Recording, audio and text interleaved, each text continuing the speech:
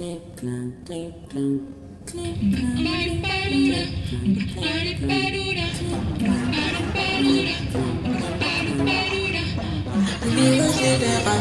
le virus libéral, le virus libéral, le virus libéral, le virus libéral.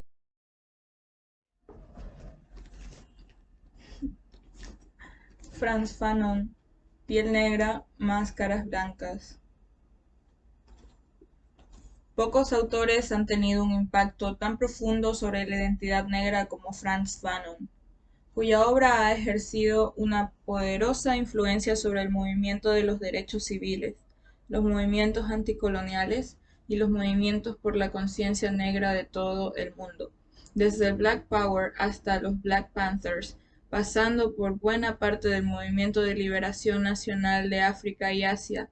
El racismo y el colonialismo todavía dejan sentir su peso sobre el mundo contemporáneo, y de su análisis y crítica intelectual depende en gran medida la calidad de los modelos de acción política revolucionaria del futuro.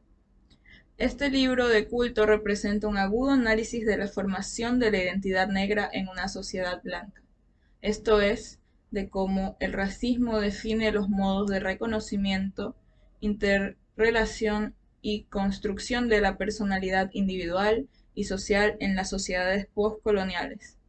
Incluye además artículos de Samir Amin, Judith Butler, Lewis R. Gordon, Ramón Grossfogel, Nelson Maldonado Torres, Walter Mignolo, Immanuel Wallerstein, Sylvia Wynter, que desmenuzan brillantemente el texto de Fanon exponiendo toda su riqueza, complejidad y sofisticación intelectual.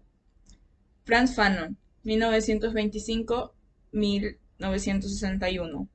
Nació en Fort-de-France, Martinica. Estudió medicina en Francia, convirtiéndose en director del Hospital Psiquiátrico de Blida-Joinville, Argelia, en 1953, donde colaboró estrechamente con el Frente de Liberación Nacional Argelino. Expulsado de Argelia en 1957, se instala en Túnez para trabajar con el gobierno provisional de la Revolución Argelina, siendo nombrado embajador en Ghana en 1960. Entre sus libros se encuentran L'Envers de la Révolution algérienne, 1959, Les Dames de la Terre,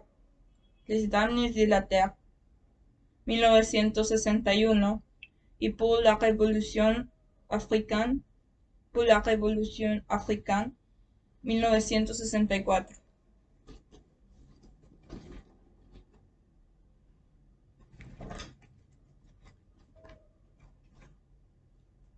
(55) Cuestiones de antagonismo, director Carlos Prieto del Campo. Diseño de interior y cubierta RAG. Traducción de Iria Álvarez Moreno. Textos de Judith Butler y Sylvia Wynter. Paloma Moleón Alonso. Textos de Lewis R. Gordon y Nelson Maldonado Torres. Y Ana Uceros Martín. Textos de Frantz Fanon, Samir Amin e Immanuel Wallerstein. Reservados todos los derechos.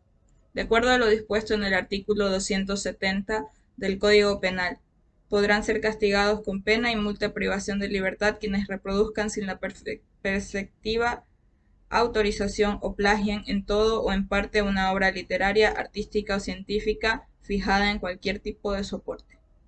Título original: Pour nos masques blancs. Edición du Sul, 1952. Copyright. Copyright de sus respectivos textos: Samir Amin, Judith Butler, Lewis R. Gordon, Ramón Grossfogel,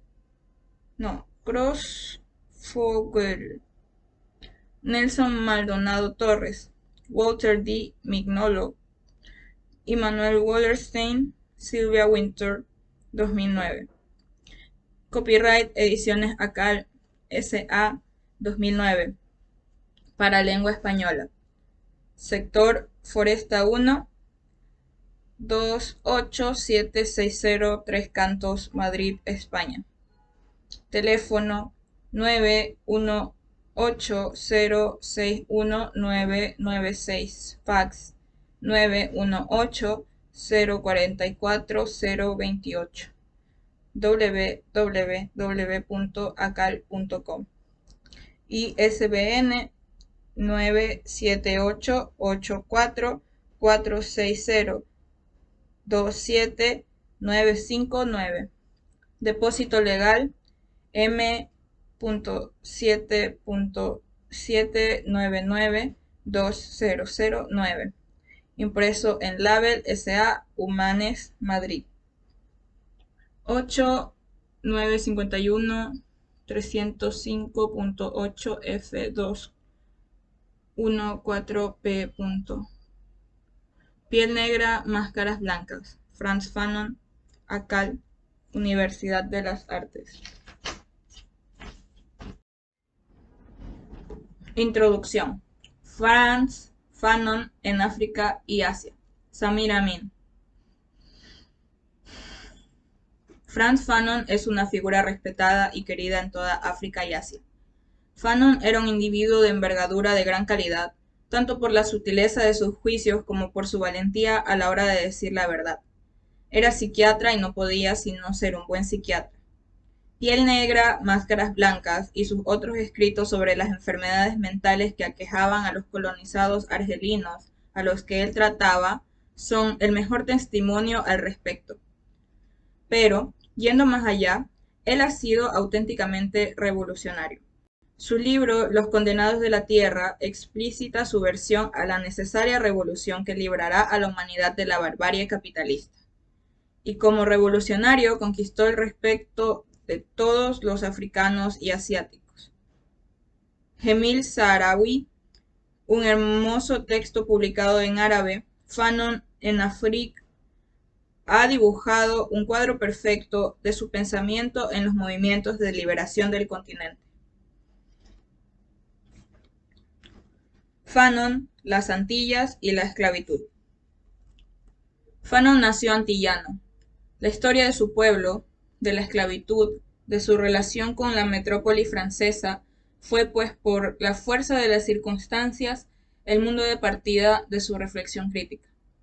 Yo no conocía al joven Fanon de la época, pero mi historia política personal me ha hecho conocer desde dentro de la política de la asimilación que emprendió Francia en las Antillas, en Guyana y en Reunión, inmediatamente después de la Segunda Guerra Mundial. La historia de la relación de Francia con sus colonias esclavistas es distinta a la historia de la relación de Gran Bretaña con las Américas esclavistas y de la de Estados Unidos con su colonia esclavista interna. 5. La primera y única revolución social que conoció el continente americano hasta los tiempos recientes fue la de los esclavos en Santo Domingo, Haití, que conquistaron su libertad por sí mismos. La pretendida Revolución Americana del siglo XVIII, como las posteriores de las colonias españolas, no fueron sino revueltas de las clases dominantes locales que buscaban librarse de los tributos que pagaban a la madre patria para continuar con la misma explotación de los esclavos y de los pueblos conquistados que emprendieron las metrópolis del capitalismo mercantilista. Nunca tuvieron una revolución en el sentido completo del término. 1. Véase Samir Amin, Le Virus Libéral, Paris. Les Temps de Cerises, 2003. Edith Cast, El Virus Liberal, Barcelona, Acer, 2007. La revolución de Santo Domingo coincidía con la del pueblo francés. El ala radical de la Revolución Francesa simpatizaba, pues, de forma natural con la revolución de los esclavos, que conquistaban por su propia mano su libertad y se convertían por ese hecho en auténticos ciudadanos. Pero, por supuesto, los colonos del lugar no lo entendían. Así, el retroceso de la Revolución Francesa se tradujo en las Antillas en el restablecimiento de la esclavitud, que fue nuevamente abolida por la Segunda República en 1848. sin que sin embargo se aboliera su estatus colonial hasta 1945, fecha a partir de la que se abre un capítulo nuevo de su historia. ¿Qué querían? ¿Cuáles debían ser los objetivos estratégicos de lucha anticolonialista? La independencia, por lejana que pareciera, la asimilación o la construcción de una verdadera Unión Francesa, es decir, de un Estado multinacional, más o menos federado o confederado. Hoy podemos creer que la única opción progresista solo podía ser la de la independencia. Pero en la época las cosas se presentaban de una forma más compleja, sobre todo entre los años 1946 y 1950. Los partidos comunistas de las Antillas y Reunión pelearon por el terreno de asimilación y acabaron por lograrla. El resultado se impone hoy. La asimilación ha creado tal dependencia económica y social que resulta difícil concebir que el movimiento pueda invertirse y que las Antillas y Reunión puedan un día, para lo mejor o lo peor, ser independientes.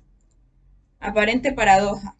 Si las Antillas y Reunión se han convertido hoy en algo indisociable de Francia, se debe a los esfuerzos coronados por el éxito de los comunistas de la Francia metropolitana y de las colonias implicadas.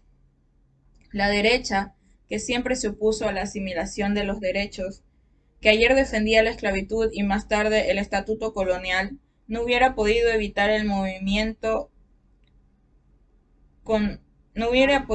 que el movimiento condujera aquí, como en las Antillas Británicas y en Isla Mauricio, a la reivindicación independentista. Por supuesto, a pesar de las profundas transformaciones que la departamentalización produjo a partir de 1945, los efectos del pasado esclavista y colonial no pudieron borrarse ni de la memoria de los pueblos afectados, ni de la concepción aguda de su identidad en sus relaciones con Francia. Piel Negra, Máscaras Blancas propone sobre este terreno un análisis de una perfecta lucidez. Un tratamiento de los problemas que se abordan en esta obra nos permite percibir la singularidad, más allá de los banales denominadores comunes, de los desafíos a los que se enfrentan los negros de Estados Unidos, los de Antillas Británicas, los de Brasil, los negros de África en general y los de Sudáfrica en particular.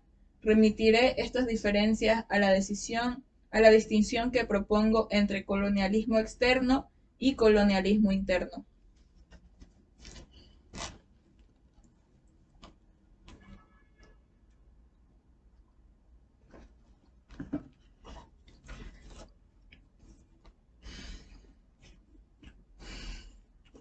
Colonialismo externo y colonialismo interno. El contraste centros-periferias es pues inherente a la expansión mundial del capitalismo. Realmente existe en todas las etapas de su despliegue desde sus orígenes. El imperialismo que es propio del capitalismo ha revestido diversas y sucesivas formas en relación estrecha con las características específicas de las sucesivas fases de la acumulación capitalista. El mercantilismo, de 1500 a 1800, el capitalismo industrial clásico, de 1800 a 1945, la fase posterior a la Segunda Guerra Mundial, de 1945 a 1990, y la globalización en camino de construirse. En este marco de análisis, el colonialismo es una forma particular de expansión de determinadas formaciones centrales, calificadas por este hecho de potencias imperialistas, fundadas sobre la sumisión de los países conquistados, las colonias, al poder político de las metrópolis. La colonización es entonces exterior, en el sentido de que las metrópolis por un lado y las colonias por otro constituyen entidades distintas, aunque las segundas estén integradas en un espacio político dominado por las primeras. El imperialismo en cuestión es capitalista y no debe ser confundido con otras formas anteriores de dominación eventual ejercida por un poder sobre distintos pueblos.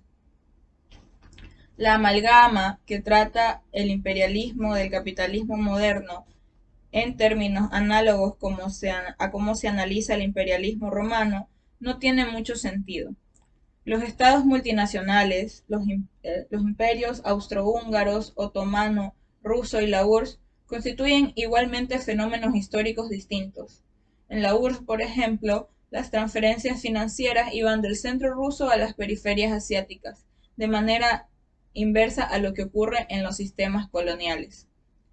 La primera colonización capitalista fue la de las Américas, conquistada por los españoles, los portugueses, los ingleses y los franceses. En sus colonias americanas, las clases dirigentes de las metrópolis conquistadoras instauraban sistemas económicos y sociales particulares, concebidos al servicio de la acumulación en los centros dominantes de la época. La simetría Europa Atlántica, América colonial, no es ni espontánea ni natural, sino perfectamente construida. El sentimiento de las sociedades indias conquistadas entra en esta construcción sistemática.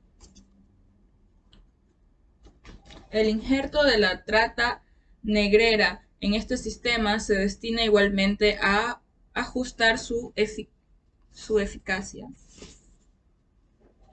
En tanto sistema periférico sometido a las exigencias de la acumulación en los centros de la época. El África negra, de donde proceden los esclavos, es de hecho la periferia de la periferia americana. La colonización se despliega rápidamente más allá de las Américas, entre otras cosas por la conquista de la India inglesa y de las Indias holandesas en el siglo XVIII, y después a partir de finales del siglo XIX. De África y el sudeste asiático. Los países que no fueron abiertamente conquistados, China, Irán, el Imperio Otomano, fueron sometidos a tratados desiguales que hacen que su calificación de semicolonialistas tenga pleno sentido. La colonización es exterior, vista desde la metrópoli, esto es, desde las naciones más industrializadas y sobre todo las más avanzadas en su modernización social, gracias al empuje de sus movimientos obreros y socialistas y de las conquistas democráticas. Pero aquellos avances nunca beneficiaron a los pueblos de las colonias. La esclavitud en la etapa anterior a este despliegue, los trabajos forzados y las otras formas de sobreexplotación de las clases populares. La brutalidad administrativa y las masacres coloniales jalonan esta historia del capitalismo realmente existente. En este lugar deberíamos hablar del verdadero libro negro del capitalismo, en el que se encuentran las víctimas por decenas de millones. Estas prácticas, por supuesto, ejercieron una influencia devastadora en las propias metrópolis. Proporcionaron la peana para la deriva racista de las culturas de las élites, dirigentes e incluso de las clases populares, que se convirtieron en medio de legitimación del contraste democracia en la metrópoli, autocracia salvaje en las colonias. La explotación de las colonias beneficia al capital del centro en su conjunto, y las metrópolis sacan una ganancia suplementaria determinada su posición en la jerarquía mundial. Gran Bretaña obtiene su hegemonía gracias a la importancia de su imperio. Alemania, quien llegó tarde, aspira a apropiárselo. Los fenómenos de colonialismo interno se producen por las combinaciones particulares de la colonización de población, por una parte, y la lógica de expansión imperialista por otra. La acumulación primitiva en los centros asume de forma una expropiación sistemática de las capas pobres del campesinado y crea en consecuencia un excedente de población que la industrialización local no siempre es capaz de absorber íntegramente, dando así lugar a las poderosas corrientes migratorias. Más tarde, la revolución demográfica asociada a la modernización social se expresa en el descenso de la mortalidad que precede al de la natalidad, reforzando, por lo tanto, la emigración. Inglaterra no proporciona el ejemplo precoz de esta revolución, debido a la generalización de los cercamientos a partir del siglo XVII. La formación de Nueva Inglaterra es el producto de esta coyuntura que rinde cuentas de la naturaleza de los movimientos políticos e ideológicos que acompañan esta inmigración. Los pobres, víctimas del desarrollo capitalista en la metrópoli, reaccionan sumándose a sectas oscurantistas anti-ilustradas que organizan su partida y su asentamiento en Nueva Inglaterra. Este origen impregnará poderosamente la ideología americana y le dará un carácter marcadamente reaccionario. 2. Ibid. Pero lo esencial para las clases dirigentes de la Inglaterra capitalista imperialista de la época no era esta emigración, sino la constitución de colonias normales construidas para servir los objetivos de la acumulación en la metrópoli. Las colonias esclavistas de la Norteamérica inglesa. La yuxtaposición de estos dos conjuntos de entidades dará a la formación social en Estados Unidos su carácter específico, fundado sobre un modelo de colonialismo interno. Nueva Inglaterra se beneficiará del poco interés que la metrópoli tenía en ella. Se alza, pues, como centro autónomo y se impone como intermediario en la explotación de las colonias esclavistas, apropiándose en primer lugar del comercio marítimo que le permite su control. Y comienza una industrialización precoz.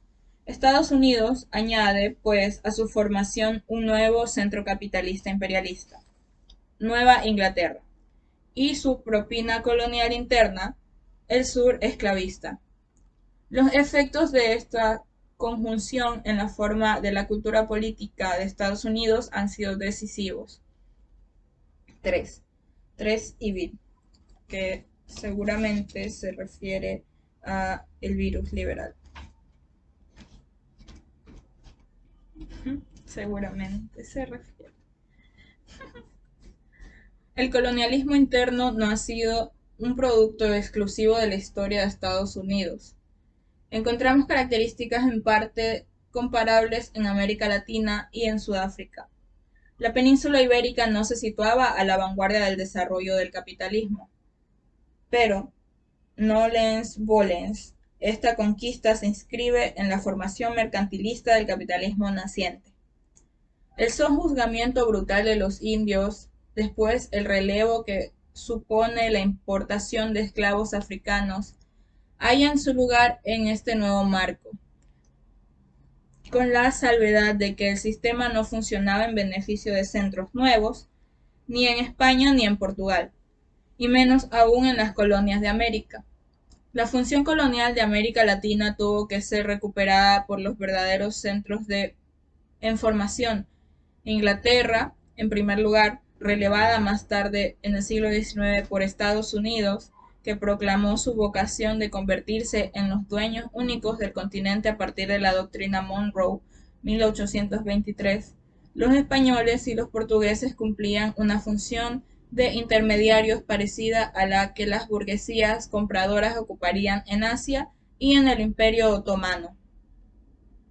La colonización interna en América Latina tuvo igualmente consecuencias políticas y sociales del mismo tipo que las generadas por la colonización en general. El racismo con respecto a los negros, especialmente en Brasil, el desprecio ante los indios. Esta colonización interna no se cuestionó más que en México, cuya revolución 1910-1920 se sitúa por esta razón entre las grandes revoluciones de los tiempos modernos. Y puede que esté en camino de cuestionarse a los países andinos como el renacimiento de las reivindicaciones indigenistas contemporáneas, por supuesto en una coyuntura local y global nueva.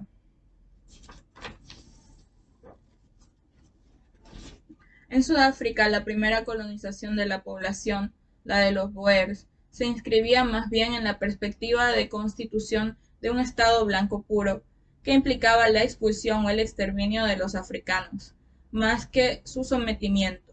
La conquista británica, por el contrario, se marcó de entrada en el objetivo de someter a los africanos a las exigencias de expansión imperialista de la metrópoli, la explotación de minas en el primer lugar. Ni los antiguos colonos, los Boers, ni los nuevos, los británicos, fueron autorizados a erigirse en centro autónomo. El Estado Boer del apartheid intentó hacerlo tras la Segunda Guerra Mundial, asentando su poder sobre la colonia interna, negra en lo esencial, pero no logró sus fines debido a una relación numérica desfavorable, una gran mayoría negra, y a la resistencia increciendo de los pueblos sometidos, que finalmente venció. Los poderes establecidos tras el final del apartheid han heredado esa cuestión de la colonización interna, sin que hasta el presente se hayan aportado una solución radical. Pero este es un nuevo capítulo de la historia. El caso de Sudáfrica es especialmente interesante desde el punto de vista de los efectos del colonialismo sobre la cultura política. No es solo que el colonialismo interno se haga aquí visible hasta para un ciego, ni siquiera que se haya producido la cultura política del apartheid, sino que pone en evidencia también que los comunistas de ese país han sabido extraer un análisis lúcido de lo que es el capitalismo realmente existente. El Partido Comunista de Sudáfrica fue, en la década de 1920, el promotor de la teoría del colonialismo interno, una teoría que adoptó en los años 30 un líder negro del Partido Comunista de Estados Unidos, Hayward. Pero sus camaradas blancos no siguieron. Habían deducido las consecuencias, que los ingresos elevados de la minoría blanca y los increíblemente bajos precios por la mayoría negra constituían el derecho y el en vez de la misma cuestión. Yendo incluso más lejos, SPC se había atrevido a hacer la analogía con el contraste que oponía en el Imperio Británico los salarios ingleses y los ingresos del trabajo en la India. Para él, como para la Tercera Internacional de la época, estos dos aspectos de la misma cuestión, la del capitalismo real, eran indisociables. La teoría comunista sudafricana del colonialismo interno conducía a la conclusión de que, a escala del sistema capitalista mundial, el colonialismo, en apariencia externo para las grandes potencias imperialistas, es evidentemente interno. El PC de Sudáfrica y la Tercera Internacional de la época habían inculcado esta conclusión en la cultura política de la izquierda comunista, y en esto rompieron radicalmente con la izquierda socialista de la Segunda Internacional Social Colonialista, cuya cultura política negaba esta asociación inherente a la realidad mundial. He escrito que Sudáfrica es un microcosmos del sistema capitalista mundial. Reúne en su territorio los tres componentes de este sistema: una minoría que se beneficia de la renta de situación de los centros imperialistas, dos componentes mayoritarios, casi igualmente repartidos entre un tercer mundo industrializado, los países emergentes de hoy, y un cuarto mundo excluido, los ex-bantustanes. Análogo a las regiones no industrializadas de África contemporánea. Las proporciones entre las cifras de las poblaciones de estos tres componentes y las que describen la jerarquía de sus ingresos per cápita no son más o menos las mismas que caracterizan el sistema mundial actual. Este hecho contribuyó sin duda a la lucidez que tuvieron los comunistas sudafricanos de la época. Esa cultura política hoy se ha perdido, no solamente en Sudáfrica, con el alineamiento tardío del PC a las tesis banalizadas del racismo, que da estatuto de causa a lo que no es sino un efecto, sino también a escala mundial con el alienamiento socialdemócrata de la mayoría de los comunistas. La colonización de Palestina por Israel ilustra ante nuestros ojos contemporáneos la permanencia de la acumulación por desposesión. ¿Evoluciona el sistema mundial contemporáneo en la dirección de una nueva generalización de las formas del colonialismo interno? ¿Evoluciona el sistema mundial contemporáneo en la dirección de nueva generalización de las formas del colonialismo interno? Evoluciona el sistema mundial contemporáneo en la dirección de una nueva generalización de las formas del colonialismo interno. La profundización de la crisis social en sus periferias que acogen a la mitad campesina de la humanidad, producida por la ofensiva generalizada del capital, la estrategia de acercamiento a escala mundial, engendra una presión migratoria gigantesca que vendría a compensar el estancamiento demográfico relativo de los centros de la tríada. La hipótesis de un colonialismo interno generalizado que caracteriza la fase por venir del capitalismo mundial sigue siendo discutible debido a las verdaderas resistencias políticas e ideológicas que suscitaría en Europa la adopción de un modelo de este tipo, que implica la institucionalización del racismo.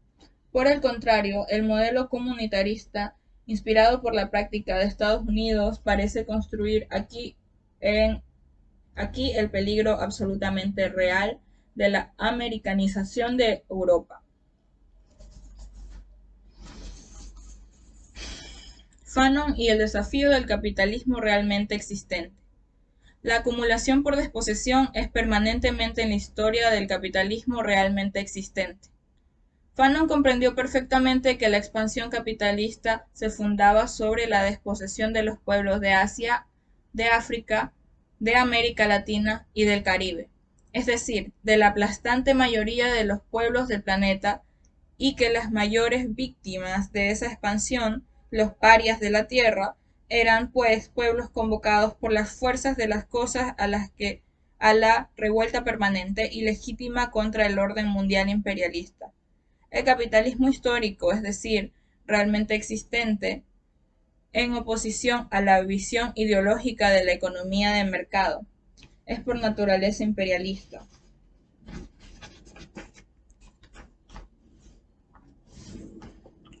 Fundado sobre la conquista del mundo por los centros imperialistas, Europa, Estados Unidos, Japón, abole por su misma naturaleza cualquier posibilidad para las sociedades de la periferia de su sistema mundial, Asia, África, América Latina, de recuperar y de convertirse a imagen de estos centros en sociedades capitalistas opulentas. Para estos países, la vía capitalista es un callejón sin salida. La alternativa es entonces el socialismo o barbarie. La visión desgraciadamente dominante de una acumulación previa, necesaria e impredecible que requería el paso de una fase capitalista antes de emprender el camino socialista carece de fundamento en cuanto nos damos cuenta que los desafíos objetivos que representa el capitalismo histórico, la vulgata ideológica de la economía convencional y del pensamiento cultural y social que la acompaña pretende que la acumulación se financia por el ahorro virtuoso de los ricos y de las naciones. La historia no respalda esa invención de los puritanos angloamericanos. La historia no respalda esa invención de los puritanos angloamericanos. Se trata, por el contrario, de la historia de una acumulación ampliamente financiada por la desposesión de unos, la mayoría en beneficio de otros, una minoría. Marx ha analizado con rigor este proceso, que ha calificado de acumulación primitiva. La desposesión de los campesinos ingleses, los cercamientos y la de los campesinos irlandeses en beneficio de los terratenientes ingleses conquistadores. La de la colonización americana son testimonios elocuentes. En realidad, esta acumulación primitiva no se sitúa únicamente en los orígenes lejanos y superados del capitalismo. Continúa hasta nuestros días. La población del planeta se multiplicó por 3 entre 1500, del 450 a 550 millones de seres humanos, y 1900, 1600 millones, y después por 3.75 a lo largo del siglo XX, hoy más de 6.000 millones. Pero la proporción de europeos en Europa y en los territorios conquistados en América, Sudáfrica, Australia y Nueva Zelanda han pasado de un 18% en menos en 1500 a un 37% en 1900, para luego descender gradualmente en el siglo XX. Los 4 primeros siglos, 1500 a 1900, corresponden con la conquista del mundo por los europeos. El siglo XX y su continuación en el siglo XXI con el despertar del sur, con el renacimiento de los pueblos sometidos. La conquista del mundo por los europeos representó una gigantesca desposesión de los indios de América, que pierden todas sus tierras y sus recursos naturales a beneficio de los colonos. Los indios fueron casi en su totalidad exterminados, el genocidio de los indios de Norteamérica, o diezmados por los efectos de esa desposesión y sobreexplotación, por los conquistadores españoles y portugueses.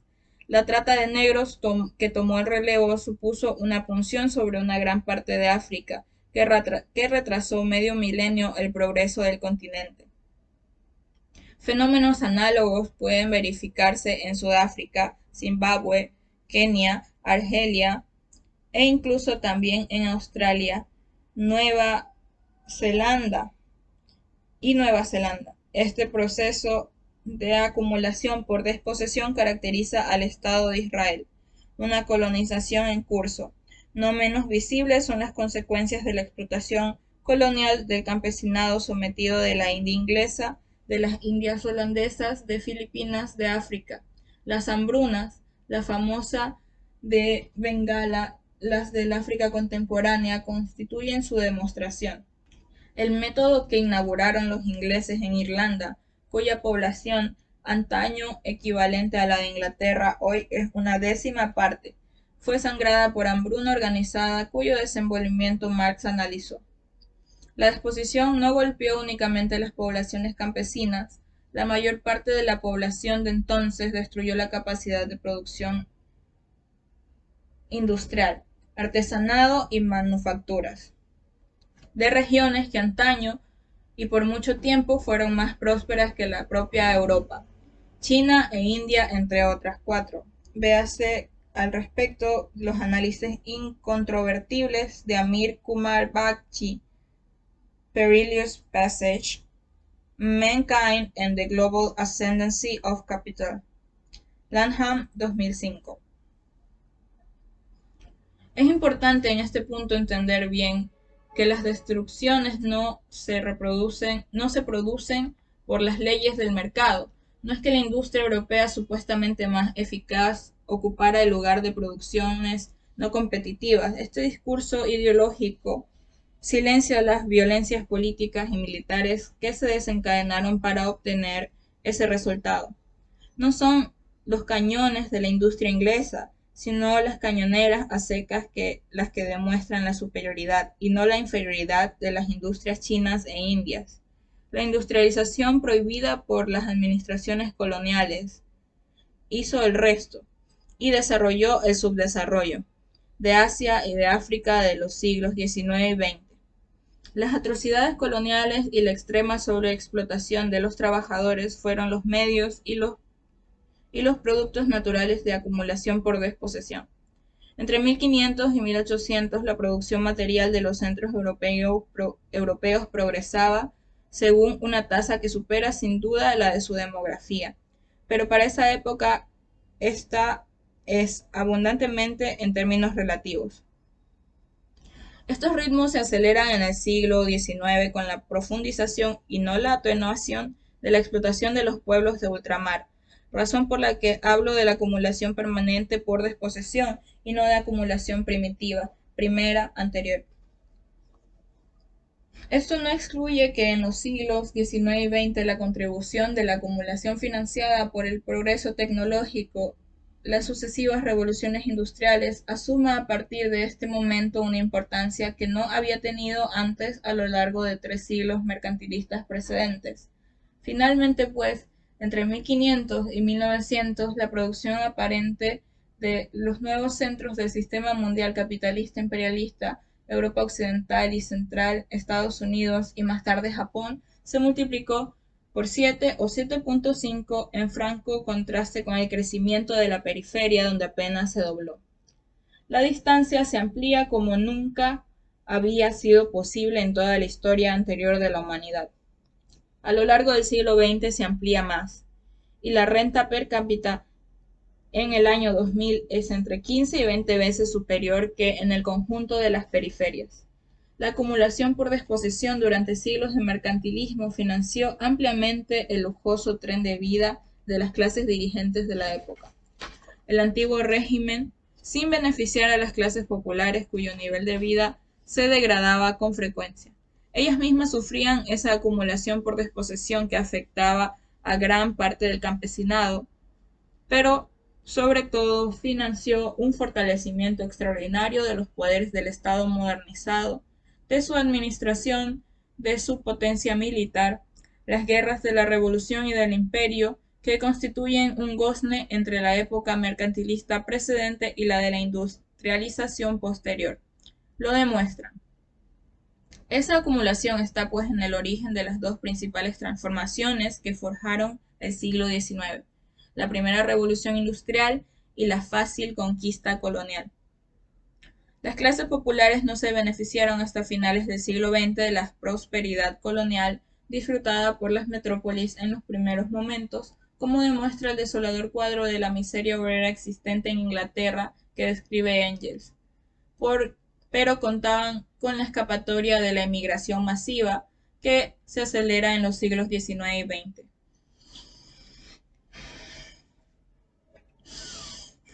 Hasta el punto de que la población de origen europeo superara a la originaria de las regiones de donde migran. ¿Se imaginan que hoy 2.000 o 3.000 millones de asiáticos y africanos tuvieran tal ventaja? En el siglo XIX se representó el apogeo de ese sistema de la globalización capitalista imperialista, en tal medida que, a partir de este momento, la expansión del capitalismo y la occidentalización, en el sentido brutal del término, hacen imposible distinguir entre la dimensión económica de la conquista y su dimensión cultural, el eurocentrismo. El capitalismo, un paréntesis en la historia.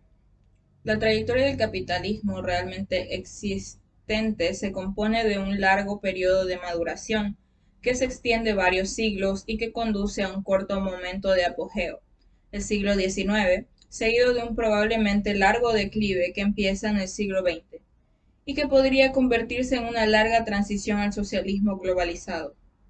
El capitalismo no es el producto de una aparición brutal, casi mágica, que hubiera elegido para conformarse el triángulo Londres, Ámsterdam, París, en el corto periodo de la Reforma y el Renacimiento del siglo XVI. 3 siglos antes había encontrado una primera formulación en las ciudades italianas, fórmulas primerizas, brillantes pero limitadas en el espacio, asfixiadas por el ambiente feudal del mundo europeo y sufriendo así derrotas sucesivas que condujeron al aborto de esas primeras experiencias. Se puede incluso discutir antecedentes diversos en las ciudades mercantiles de las rutas de seda, desde China e India al Oriente Próximo islámico, árabe y persa. Más adelante, en 1492, con la conquista de las Américas por los españoles y los portugueses, se inicia la creación del sistema mercantilista, esclavista, capitalista.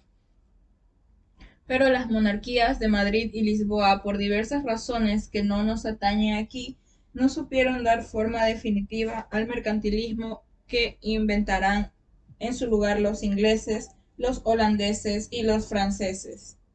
Las transformaciones sociales, económicas, políticas y culturales de esta ola, que producirá la transición al capitalismo en la forma histórica que conocemos, el antiguo régimen, son impensables en las dos olas que la precedieron. ¿Por qué no iba a ser también el socialismo un proceso de aprendizaje largo, plurisecular, hacia la invención de un estadio más avanzado de la civilización humana? El momento de apogeo del sistema es breve, apenas un siglo separa las revoluciones industrial y francesa de la de 1917. Es a la vez el siglo del cumplimiento de esas dos revoluciones que se apropian de Europa y de su hijo norteamericano, del cuestionamiento de ambas, desde la Comuna de 1871 a la Revolución de 1917, y de la culminación de la conquista del mundo que parece aceptar su suerte. ¿Puede este capitalismo histórico continuar su despliegue permitiendo a las periferias de su sistema recuperar lo retrasado para convertirse en sociedades capitalistas totalmente desarrolladas a imagen de sus centros dominantes? Si esto fuera posible, si las leyes del sistema lo permitieran, entonces la recuperación y en el capitalismo se impondría como una fuerza objetiva imprescindible, un preámbulo necesario para la posterior socialismo. Pero, mira por dónde, esta visión, por banal y dominante que sea, es sencillamente falsa. El capitalismo histórico es y seguirá siendo polarizador por naturaleza, y hace imposible la recuperación. El capitalismo realmente existente es polarizador por naturaleza. Traducido en términos de estrategia política y social, ese principio general significa que la larga transición constituye un pasaje obligatorio, imprescindible para la construcción de una sociedad nacional, popular, asociada a la construcción de una economía nacional autocentrada. Esta construcción es la contradictoria en todos los aspectos, asocia criterios, instituciones y modus operandi de naturaleza capitalista, con aspiraciones y reformas sociales en conflicto con la lógica del capitalismo mundial. Asocia cierta apertura exterior, lo más controlada posible, y la protección de las exigencias de las transformaciones sociales progresistas en conflicto con los intereses capitalistas dominantes. Las clases dirigentes, por su naturaleza histórica, inscriben sus visiones y aspiraciones en la perspectiva del capitalismo mundial realmente existente, y de mejor o peor grado, someten sus estrategias a las obligaciones de la expansión mundial del capitalismo. Por eso no pueden concebir verdaderamente la desconexión, por el contrario, ésta se impone a las clases populares en monopolios de los centros imperialistas, el control de las nuevas tecnologías, los recursos naturales, el sistema financiero global, las comunicaciones y las armas de destrucción masiva. La época de Bandung es la del Renacimiento africano. El panafricanismo debe situarse en esta perspectiva. Producto en origen de las diásporas americanas, el panafricanismo cumplió uno de sus objetivos: la independencia de los países del continente, aunque no el otro, su unidad. No es casualidad que los estados africanos acometieran proyectos de renovación que se inspiraban en los valores del socialismo, pues la liberación de los pueblos de las periferias se inscribe necesariamente en una práctica anticapitalista. Está fuera de lugar el denigrar esos numerosos intentos en el continente, como se hace hoy. El odioso régimen de Mobutu permitió en 30 años la formación de un capital educativo en Congo 40 veces superior al que los belgas habían producido en 80 años. Se quiera o no, los estados africanos son el origen de la formación de verdaderas naciones, y las opciones transétnicas de sus clases dirigentes favorecieron esta cristalización.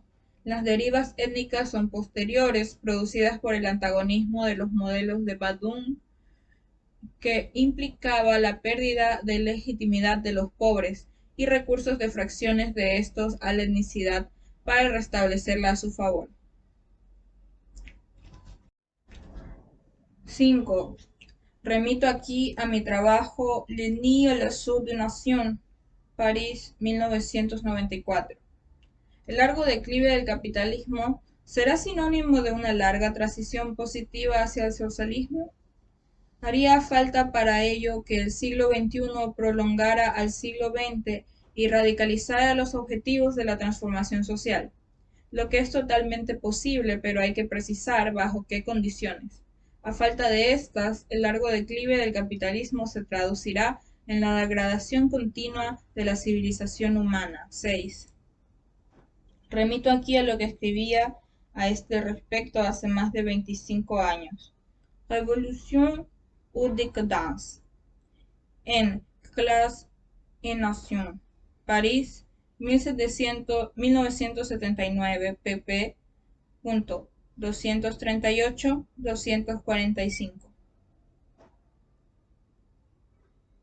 El declive no es tampoco un proceso continuo, lineal, no excluye momentos de recuperación de contraofensiva del capital, análogos a su modo a la contraofensiva de las clases dirigentes del antiguo régimen en vísperas de la Revolución Francesa. Esta es la naturaleza del momento actual. El siglo XX es el primer capítulo del largo aprendizaje por parte de los pueblos de la superación del capitalismo, de la invención de nuevas formas de vida socialistas. Por emplear la poderosa expresión de Domenico Lo Zurdo. 7. Domenico Lo Zurdo, Fui l'histoire Delga 2007. Okay. Por emplear la poderosa expresión de Domenico Lo Zurdo, al igual que él, no analizo su desarrollo en los términos del fracaso del socialismo, de la independencia nacional, como intenta hacer la propaganda reaccionaria que hoy navega viento en popa. Por el contrario, en los orígenes de los problemas del mundo contemporáneo se encuentran los éxitos y no los fracasos de aquella primera ola de experiencias socialistas y nacional populares. He analizado los proyectos de esta primera ola en los términos de las tres familias de avances sociales y políticos que representaron el estado del bienestar del occidente imperialista. El compromiso histórico, capital, trabajo de aquel momento. Los socialismos realmente existentes, soviético y maoísta, y los sistemas nacional populares de la época de Bandung. Los he analizado en términos de su complementariedad y de su conflictividad en el plano mundial, una perspectiva distinta a la que la Guerra Fría y de la bipolaridad propuesta hoy por los defensores del capitalismo fin de la historia, que coloca el acento en el carácter multipolar de la globalización del siglo XX.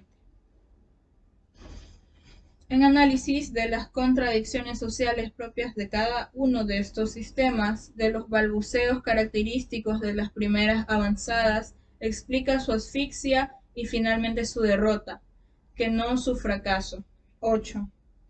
S. Amin, de la du capitalisme senil, París 2002, pp. 11-19. Esa asfixia es, pues, la que creó las condiciones favorables para la contraofensiva en curso del capital, una nueva transición peligrosa de las liberaciones del siglo XX a las del siglo XXI. Habría que abordar la cuestión de la naturaleza de este momento vacío que separa los dos siglos e identificar los nuevos desafíos que supone para los pueblos. La acción política de Fanon se sitúa enteramente en este momento de la historia, de la época de Bandung, 1955-1981, y la primera ola victoriosa de las luchas de liberación. Las elecciones que hizo, alinearse junto al Frente de Liberación Nacional de Argelia y a los movimientos de liberación del continente africano, eran las únicas dignas de su auténtico revolucionario.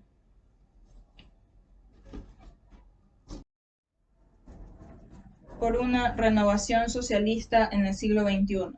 Las avanzadas socialistas del siglo XX, sovietismo y maoísmo.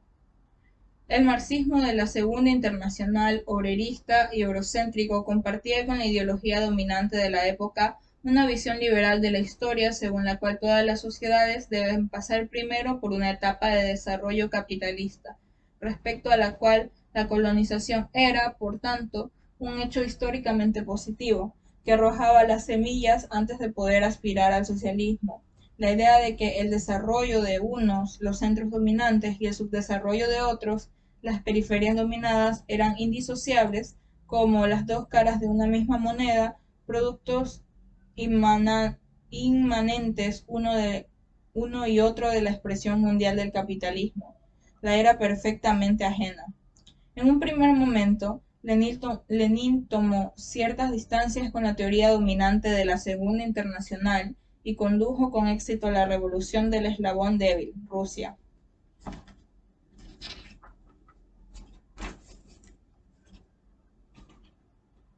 Pero siempre con la convicción de que a esta le seguirían una ola de revoluciones socialistas en Europa. Frustrada esa esperanza, Lenin adopta entonces una visión que concede más importancia a la transformación de las rebeliones de Oriente en las revoluciones, pero le correspondió al PCC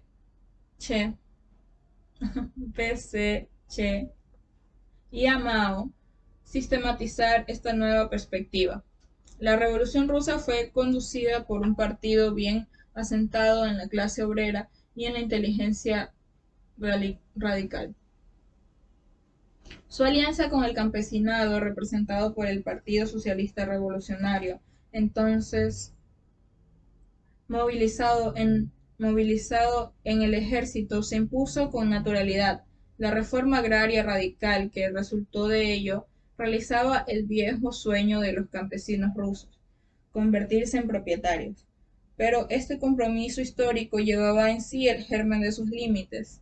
El mercado debía producir por sí mismo, como siempre, una diferenciación cada vez mayor en el seno del campesinado. El fenómeno tan conocido de la kulakización.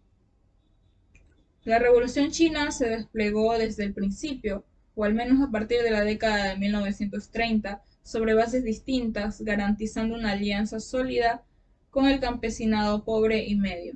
Además, la dimensión nacional, la guerra de resistencia contra la agresión japonesa, permitió igualmente que el frente dirigido por los comunistas reclutaran muchos elementos entre las clases burguesas, hartas de la debilidad y las traiciones del Kuomintang. Por ello, la Revolución China produjo una situación nueva, distinta que la de Rusia postrevolucionaria. La revolución campesina radical suprimió la idea misma de propiedad privada del suelo agrario y la sustituyó por la garantía de un acceso igualitario a esta para todos los campesinos.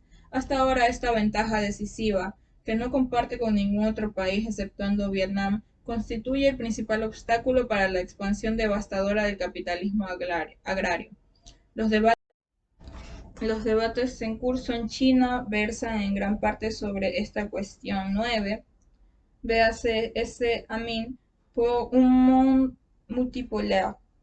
París 2005, capítulo sobre China. También S. Amin, Théorie et pratique du projet chinois de socialisme de marche.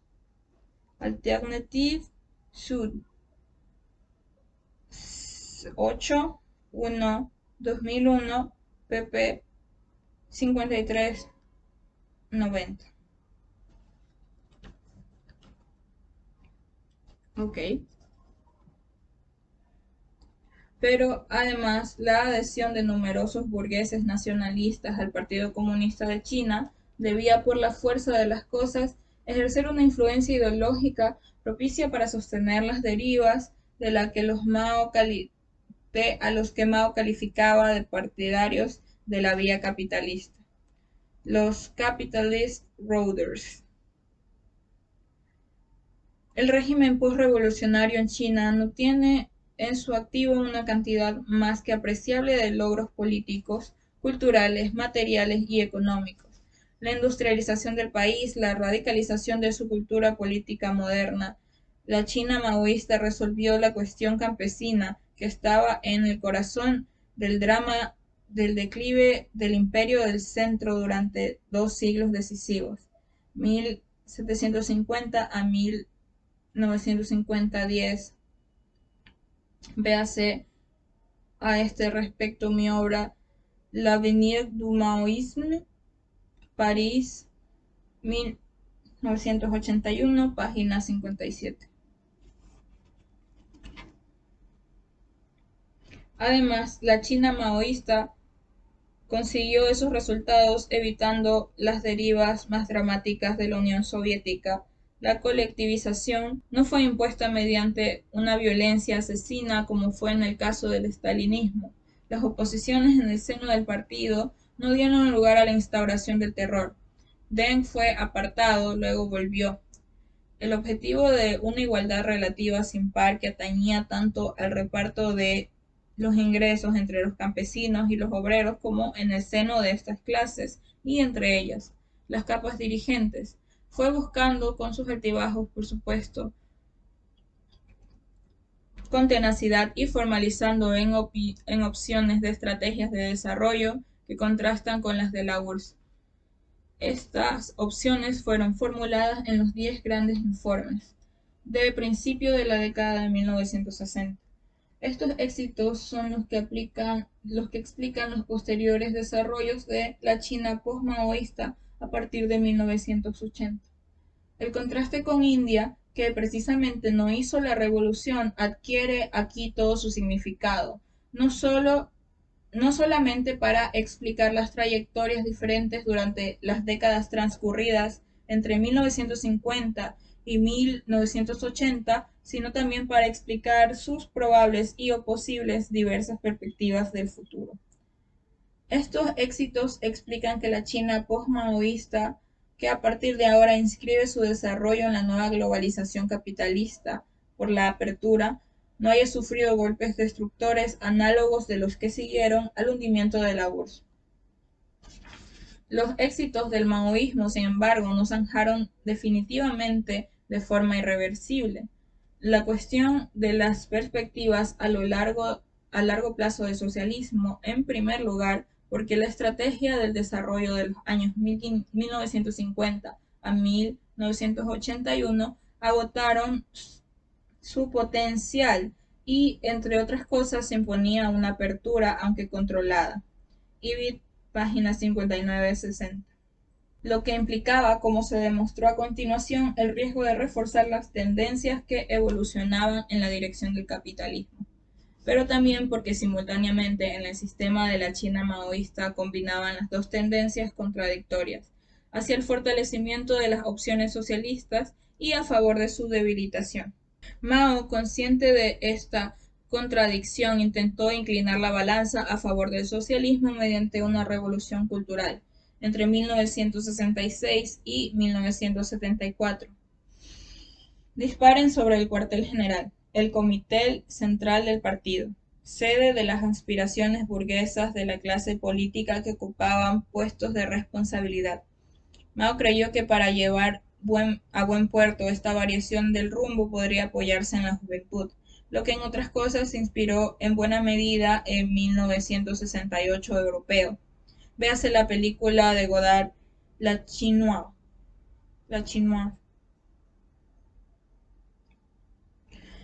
El curso de los acontecimientos mostró lo errada que estaba esa apreciación. Una vez pasada la página de la revolución cultural, los partidarios de la vía capitalista se animaron a pasar al ataque. La batalla entre la vía socialista larga y difícil y la opción capitalista en pleno funcionamiento no está, desde luego, definitivamente superada. Como en otras partes del mundo, el conflicto que opone a la perspectiva socialista al despliegue capitalista constituye el auténtico choque de civilizaciones de nuestro tiempo. Pero en esta batalla, el pueblo chino dispone de algunos triunfos importantes, como son la herencia de la revolución y del maoísmo. Estos triunfos operan en distintas esferas de la vida social. Se manifiestan con fuerza, por ejemplo, en la defensa que hace el campesinado de la propiedad estatal del suelo agrario y la garantía del acceso universal a este. El maoísmo ha contribuido de una forma decisiva a tomar la exacta medida al desafío que representa la expansión capitalista imperialista globalizada. Nos ha permitido colocar en el centro del análisis de este desafío el contraste centros-periferias inmanente a la expansión del capitalismo realmente existente, imperialista, polarizador por naturaleza, y extraer todas las lecciones necesarias para la lucha socialista, tanto en los centros dominantes como en las periferias dominadas. Estas conclusiones se han resumido en una hermosa frase: a lo chino. Los estados quieren la independencia, las naciones la liberación, los pueblos la revolución.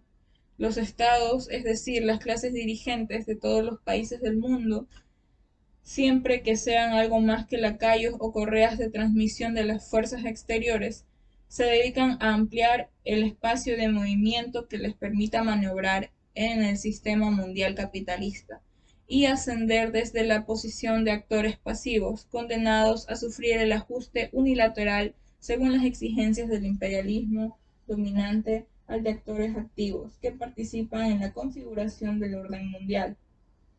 Las naciones, es decir, los bloques históricos de las clases potencialmente progresistas, quieren la liberación, es decir, el desarrollo y la modernización. Los pueblos, es decir, las clases populares dominadas y explotadas, aspiran al socialismo. La fórmula permite comprender el mundo real en toda su complejidad y formular estrategias eficaces de acción. Esta acción se sitúa en una muy larga perspectiva de transición del capitalismo al socialismo mundial, y por ello rompe con la concepción de la transición corta de la Tercera Internacional. El conflicto capitalismo-socialismo y el conflicto norte-sur son indisociables. El conflicto norte-sur, centros-periferias, es un dato primario de toda la historia del despliegue capitalista. Por eso la lucha de los pueblos del sur por su liberación, en la actualidad victoriosa en su tendencia general, se articula con el cuestionamiento del capitalismo. Esta conjunción es inevitable. Los conflictos capitalismo-socialismo y norte y sur son indisociables. No hay socialismo concebible fuera del universalismo que implica la igualdad de los pueblos. En los países del sur la mayoría son víctimas del sistema, en los del norte son los beneficiarios. Unos y otros saben perfectamente, por mucho que a menudo que se resignen en el sur o se feliciten en el norte, no es casualidad que la transformación radical del sistema no sea un asunto candente en el norte, mientras que en el sur se erige siempre como un lugar de tempestades, de repetidas revueltas potencialmente revolucionarias. De hecho, las iniciativas de las gentes del sur han sido decisivas en la transformación del mundo, como demuestra toda la historia del siglo XX.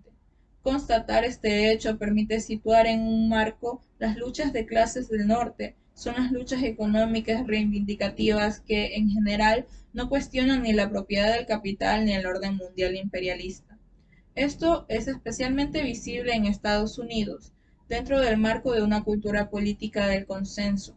La situación es más compleja en Europa debido a su cultura política del conflicto, que enfrenta a la derecha y a la izquierda desde la Ilustración y la Revolución Francesa, y después de la formación del movimiento obrero socialista y la Revolución Rusa 12. CFRS Amin, le virus libéral, le virus libéral, le virus libéral. Cita. Sin embargo, la americanización de las sociedades europeas, en marcha desde 1950, atenúa gradualmente este contraste.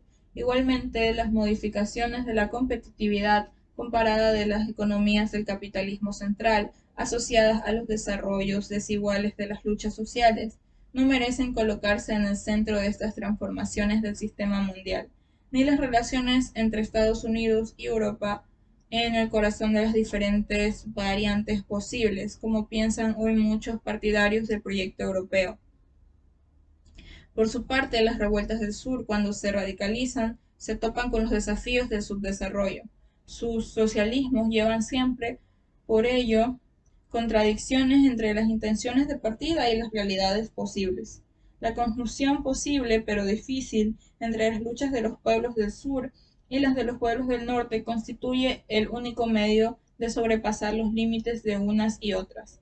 Esta conjunción define mi lectura del marxismo, una lectura que parte de Marx y se niega a detenerse en él o en Lenin o en Mao, un marxismo concebido como método de análisis y de acción, la dialéctica materialista, y no como el conjunto de proposiciones extraídas del uso de éste. Un marxismo, pues, que no teme rechazar determinadas conclusiones, y por muy de Marx que sean, un marxismo sin orillas, siempre inacabado.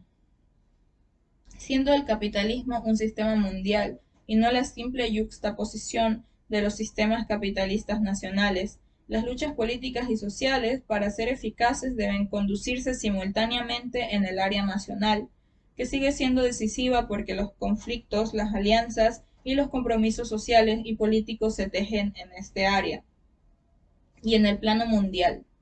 Me parece que este punto de vista, obvio mi opinión, ha sido el de Marx y el de los marxismos históricos, proletarios de todos los países unidos, o en la versión maoísta enriquecida, proletarios de todos los países, pueblos oprimidos, unidos.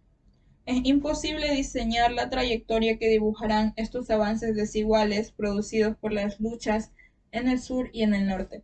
Mi sensación es que el sur atraviesa actualmente un momento de crisis, pero que se trata de una crisis de crecimiento, en el sentido de que la prosecución de los objetivos de liberación de sus pueblos es irreversible.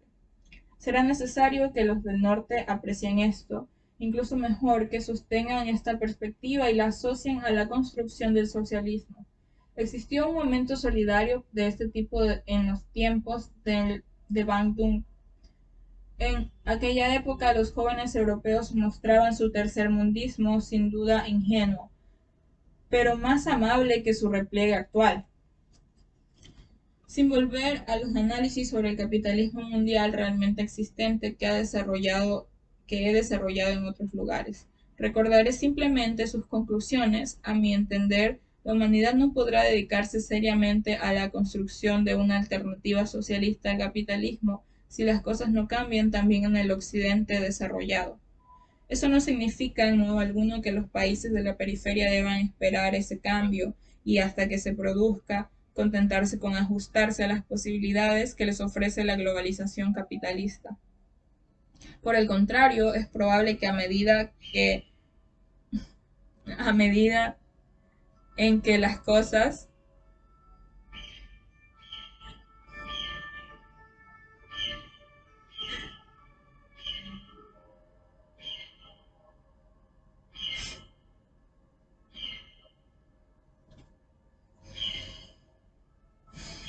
Por el contrario, es probable que a medida en que las cosas empiecen a cambiar en las periferias, las sociedades de Occidente obligadas a ello pueden ser llevadas a evolucionar a su vez en el sentido que exige el progreso de la humanidad entera. En su defecto, lo peor, es decir, la barbarie y el suicidio de la civilización humana, sigue siendo lo más probable. Sitúo por supuestos los cambios deseables y posibles en los centros y en las periferias del sistema global en el marco de lo que he llamado la larga transición. En las periferias del capitalismo globalizado, por definición, la zona de tempestades, en el sistema imperialista, una forma de revolución está a la orden del día, pero su objetivo es por naturaleza ambiguo y borroso. Liberación nacional del imperialismo y mantenimiento de muchas, por no decir de las esenciales relaciones sociales propias de la modernidad capitalista, o algo mejor. Ya se trate de las revoluciones radicales de China, Vietnam y Cuba, o de las que no se consumaron en otras partes de Asia, África y América Latina. El desafío continúa siendo alcanzar o hacer otra cosa. Este desafío se articula a su vez con otra tarea que se consideraba igualmente prioritaria: defender a la Unión Soviética asediada. La Unión Soviética y después China se enfrentaban a estrategias de aislamiento sistemático desplegadas por el capitalismo dominante y las potencias occidentales. Se comprende entonces que, como la revolución inmediata no estaba en el orden del día en otra parte, se le concedió la prioridad a la salvaguardia de los estados postrevolucionarios. Las estrategias políticas en la Unión Soviética de Lenin y después con Stalin y sus sucesores, en la China maoísta y posmaoísta las desplegadas por los poderes de los estados nacional populistas en Asia y África, las que propusieron las vanguardias comunistas ya se situaran en la órbita de Moscú, de Pekín o fueran independientes se definieron siempre en relación con la cuestión central de la defensa de los estados postrevolucionarios. La Unión Soviética, China, Vietnam y Cuba conocieron a la vez las vicisitudes de las grandes revoluciones y se enfrentaron a las consecuencias de la expansión desigual del capitalismo mundial. Estos países sacrificaron progresivamente en distintos grados los objetivos comunistas originales de las exigencias inmediatas de la recuperación económica. Este deslizamiento que abandona el objetivo de la propiedad social que define el comunismo de Marx para sustituirlo por la gestión estatal acompañado del declive de la democracia popular, ahogada por la brutal y a veces sangrienta dictadura del poder postrevolucionario, preparó la aceleración de la evolución hacia la restauración del capitalismo. En las dos experiencias se dio prioridad a la defensa del Estado postrevolucionario y los medios internos desplegados con este objetivo se acompañaron de estrategias externas que priorizaban esta defensa. Los partidos comunistas fueron invitados a alinearse con esta elección, no solamente en su dirección estratégica general, sino incluso en sus ajustes tácticos del día a día. Esto no podía sino marchitar rápidamente el pensamiento crítico de los revolucionarios, cuyo discurso abstracto sobre la revolución, siempre inminente, se alejaba del análisis de las contradicciones reales de la sociedad y se sostenía contra viento y marea mediante formas de organización cuasi militares. Las vanguardias que se negaban a alinearse y a veces se atrevían a mirar a la cara a la realidad de las sociedades postrevolucionarias tampoco renunciaron a la hipótesis leninista original. La revolución inminente, sin darse cuenta de que esta era desmentida de forma cada vez más visible por los hechos. Así ocurrió con el trotskismo y con los partidos de la Cuarta Internacional.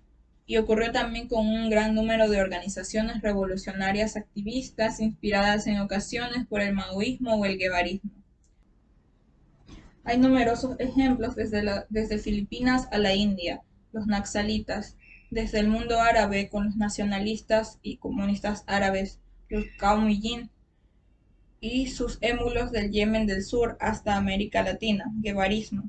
Los grandes movimientos de liberación nacional en Asia y África, en abierto conflicto con el orden imperialista, se toparon como aquellos que condujeron a las revoluciones en nombre del socialismo con las exigencias en conflicto de la recuperación, la construcción nacional y de la transformación de las relaciones sociales a favor de las clases populares. Este segundo plano los regímenes post-revolucionarios o los que simplemente reconquistaron la independencia fueron ciertamente menos radicales que los poderes comunistas, razón por la que califico esos regímenes asiáticos y africanos como nacional-populistas. A veces estos regímenes se inspiraron en formas de organización, partido único, dictadura no democrática del poder, gestión estatista de la economía, afinados en las experiencias de socialismo realmente existente. En general, su eficacia se diluyó debido a sus opciones ideológicas confusas y a los compromisos con el pasado que aceptaron. En estas condiciones, tanto los regímenes vigentes como las vanguardias críticas, el comunismo histórico en los países en cuestión, fueron invitados a su vez a apoyar a la Unión Soviética y más esporádicamente a China, y a beneficiarse de su apoyo. La constitución de este Frente Común contra la agresión imperialista de Estados Unidos y sus asociados europeos y japoneses benefició ciertamente a los pueblos de Asia y África. Este frente antiimperialista abría un margen de autonomía tanto para las iniciativas de las clases dirigentes de los países afectados como para la acción de sus clases populares. La prueba es lo que ocurrió después, tras el hundimiento soviético. Vuelta sobre la cuestión agraria.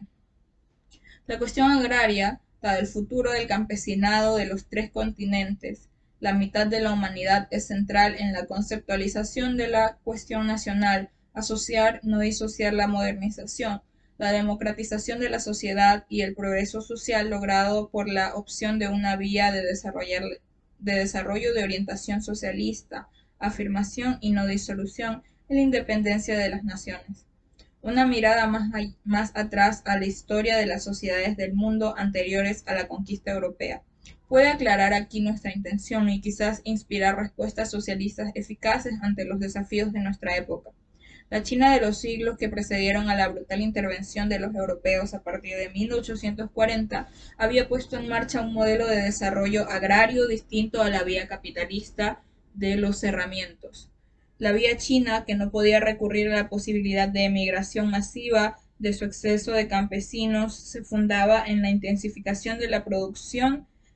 Los rendimientos por hectárea aumentaban en progresión mediante la suma de un aumento del trabajo, de los conocimientos mejorados sobre la naturaleza, de los inventos técnicos apropiados y de la ampliación de la esfera de intercambios mercantiles no capitalistas. Esta fórmula fue adoptada por la China maoísta e incluso la posmaoísta. En su momento, en el siglo XVIII, causó la admiración de los europeos. 13. Da prueba de ello con elocuencia la obra de René Etienne, L'Europe chinoise, volant de l'Empire romain à Leibniz y L'Europe chinoise, Bourdieu, de la sinofilie a la sinofobie. París, 1988 y 1989. Inspiró a los fisiócratas franceses. Hoy los hemos olvidado, y una de las cosas más interesantes del libro de Giovanni Arrighi es que él nos recuerda 14. Giovanni Arrighi, Adam Smith en Beijing, Londres y Nueva York, verso 2007. El Cass Adam Smith en Pekín, Madrid, acá el 2007. Este camino es el que dio a la Revolución Francesa su carácter específico de revolución campesina, aunque estuviera asociada a la burguesía y progresivamente dominada por esta. Creo que hay que acordarse de estas reflexiones en el momento que elaboremos hoy unas políticas de desarrollo de la orientación socialista, porque ¿es realmente más eficaz la vía capitalista? La ideología dominante, la capitalista, confunde en sus respuestas a la rentabilidad para el capital, la eficacia social. Si la vía capitalista permite, por ejemplo, multiplicar por 10 la producción por trabajador rural en un tiempo determinado, esto parece prueba de una eficacia indiscutible. Pero si al mismo tiempo el número de empleos rurales se ha dividido por 5, ¿qué eficacia social tendría esta vía? La producción total se ha multiplicado por 2, pero 4 de cada 5 campesinos ya no pueden alimentarse por sí mismos y producir un modesto excedente para el mercado. Aunque la vía campesina, que estabiliza la cifra de la población rural, solo multiplique por 2 su producción por cabeza en el mismo tiempo, la producción total, que se ha duplicado, alimenta a todos los habitantes de las zonas rurales y produce un excedente comercializable, que puede ser superior al que ofrece la vía capitalista, una vez que se deduce de este el autoconsumo de los campesinos que ha eliminado. Una comparación entre la vía francesa y la vía inglesa del siglo XIX ilustraría nuestra tesis. La segunda solo fue posible gracias a la emigración masiva y a la explotación forzada de las colonias. Los historiadores chinos a veces tuvieron una fuerte intuición de la validez de esta comparación entre las dos vías. Wen Tiezhong nos recuerda que en un brillante e incomprendido artículo, así como Giovanni Arrighi, también André Gonder Frank en su libro Re-Orient, sin olvidar los trabajos del historiador francés especializado en China, Jean Chesnois. Fanon murió antes de que se agotaran los efectos de las victorias de Bandung y que se crearan de esta forma las condiciones favorables para la contraofensiva del capitalismo en declive, hoy en curso. No hablaré por boca del desaparecido, pero no tengo la menor duda de que, si estuviera vivo, habría proseguido su lucha para la liberación de los pueblos oprimidos y el socialismo, única alternativa a la barbarie capitalista. Sin duda hubiéramos seguido beneficiándonos de su lucidez y valentía.